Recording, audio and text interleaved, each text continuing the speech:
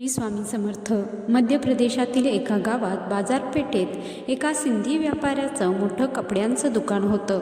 त्याचा कपड्याचा धंदा उत्तम प्रकारे चालला होता. लोक कपडे खरेदीसाठी इतर कुठेही न जाता फक्त त्याच्याकडेच कपडे खरेदी करत.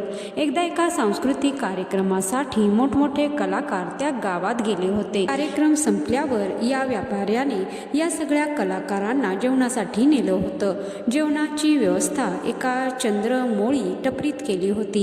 ही टपरी बाहेरून एखादी झोपडीच वाटत होती.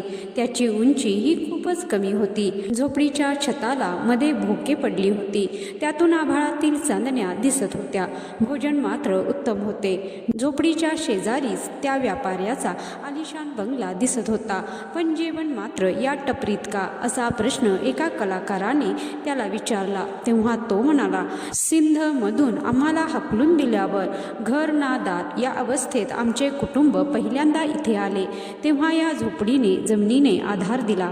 या झोपडीने आम्हाला सावली दिली. ऊन वाऱ्यापासून आमचं संरक्षण केलं.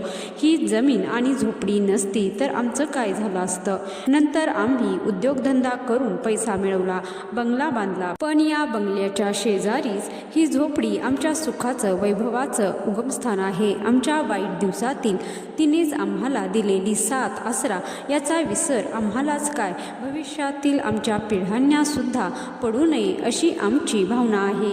म्हणून ही झोपडी दाखवण्याच्या निमित्ताने, या झोपडीच्या निमित्ताने आम्हाला आमच्या वाईट दिवसांचे स्मरण होते व वाईट वागण्यापासून आम्ही दूर राहतो. तर या कथेचा बोध हाच की चांगले दिवस आले तरी वाईट काळात ज्यांनी साथ दिली त्यांना विसरू नका. त्यांच्याबद्दल नेहमी कृतज्ञ रहा. जय श्री स्वामी समर्थ.